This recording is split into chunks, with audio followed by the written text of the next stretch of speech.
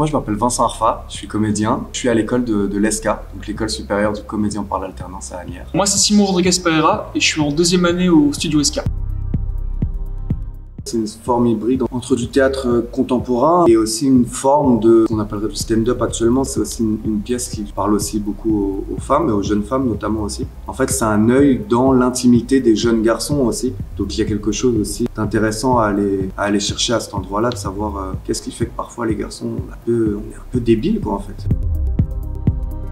On pourrait dire qu'il y a du rap. On commencerait par la pâter avec des petits trucs comme ça. Et qu'il n'aura même pas l'impression d'être au théâtre. On sera loin des clichés du théâtre où quand on est ado, on croit qu'au théâtre on s'emmerde. Le théâtre c'est pas que ça, c'est pas que des pièces classiques avec des alexandrins, on ne pige rien. C'est aussi des trucs qui peuvent nous toucher.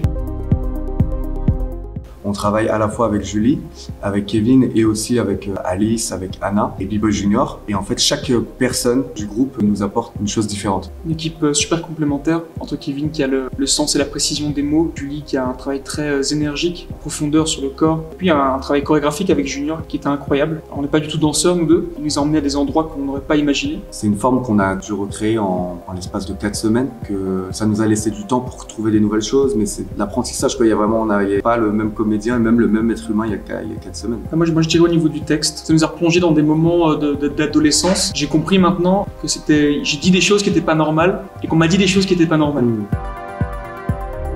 En fait, c'est des thématiques qu'on croit connaître. C'est-à-dire que quand on a lu la pièce et quand on avait vu La tendresse, en fait, c'est des sujets en tant qu'homme qu'on a l'habitude de parler, donc sur le rapport à la masculinité, le rapport à la force. Mais en fait, le fait de l'interpréter, je trouve que ça dépose, et encore aujourd'hui en nous, le faire devant des adolescents en construction, en fait, ça a un vrai sens. Il y a quelque chose où ça nous remet à cet endroit-là. Du coup, en fait, on réapprend en fait ces thématiques-là. C'est là où c'est primordial pour nous de le faire devant eux. C'est eux la cible, c'est en eux que ça doit bouger quelque chose, et aussi du coup en nous.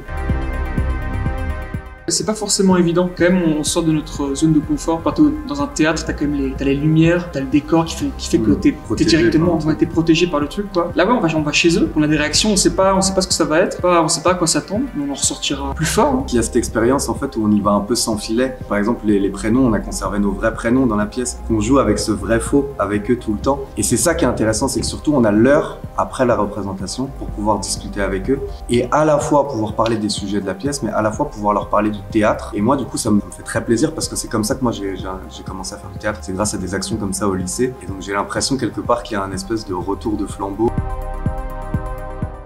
Alors ouais, moi j'ai une recommandation musicale.